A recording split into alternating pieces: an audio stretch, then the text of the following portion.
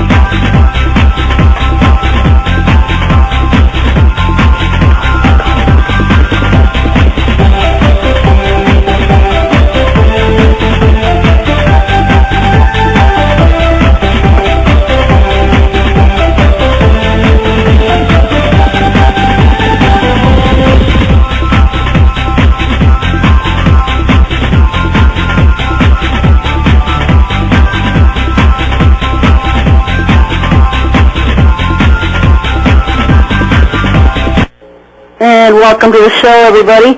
I'm Sherry Shriner with me as co-host Pastor Harry.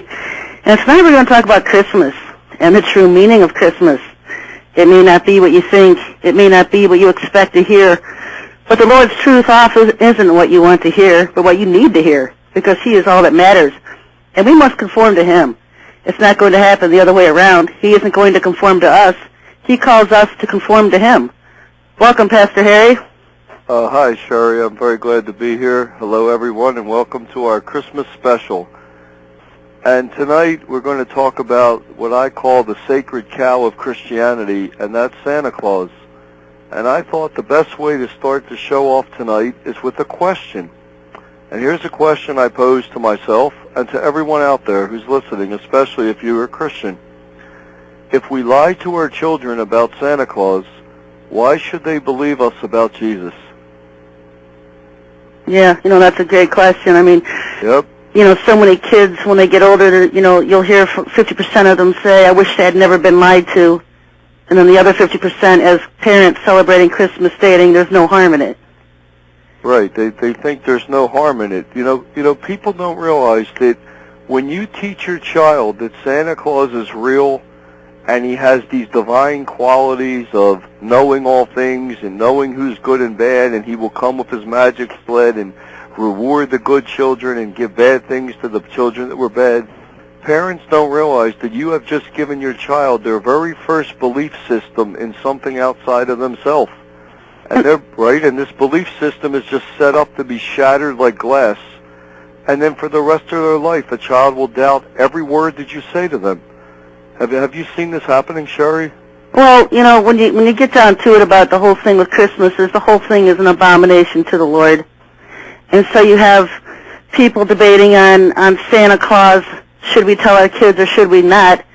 And they don't see that the whole thing is hypocritical. They're screaming that people are taking the manger scene out of government buildings and places, and you know what? It doesn't matter. To the Lord, the whole thing is an abomination. That's right. It really is irrelevant where they're moving the manger, because to have Christian parents right in their homes lying to their children. And you think about it, Christians say we follow a God of truth, right? Does God want us to lie to our children? Well, the thing is most people have been sitting in churches generation after generation after generation accepting and buying the whole lie about the whole holiday. Right. The whole holiday, man's traditions, the Lord hates, He detests.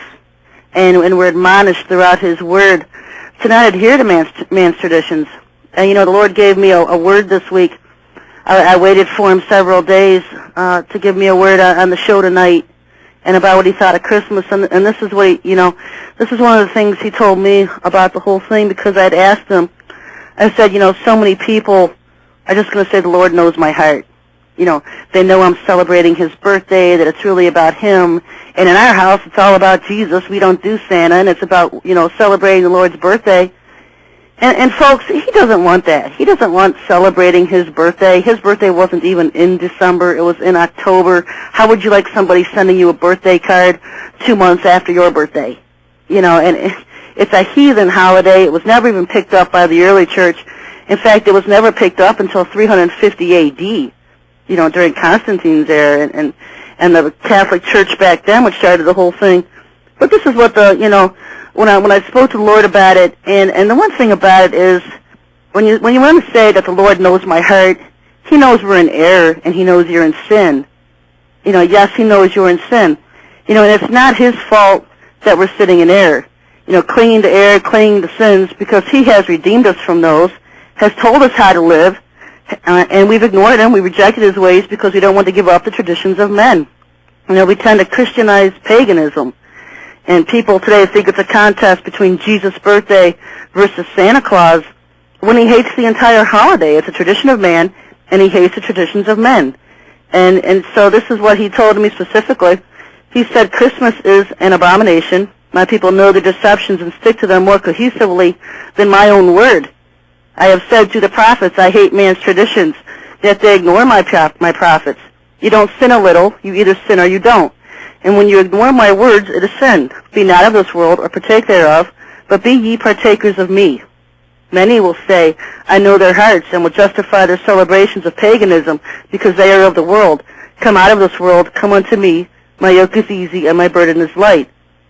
And then he went on to say it, and he said, do a new thing in me, seek me only, abandon the world, and seek me. So it's almost like he's giving us an impetus to have our own New Year's resolutions at the end of this season, is to just abandon the world totally, give up the traditions of men, and seek him. And get rid of Santa Claus.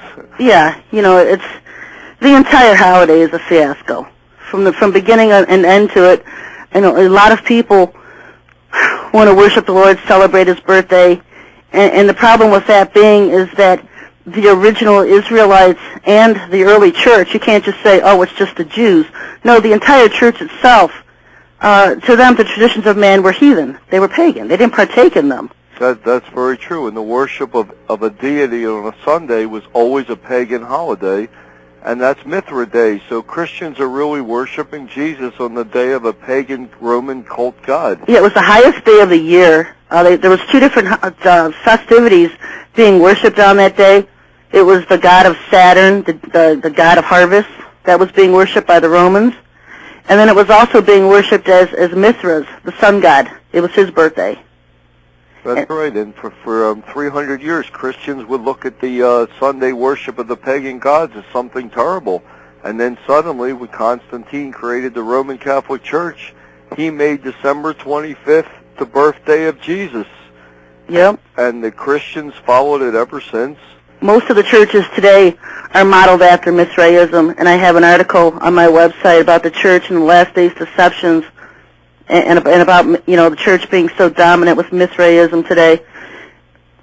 So many people can't understand that Jesus warned of the deceptions and the heresies and the blasphemies that were going to take place in the last days, and they still think that's coming.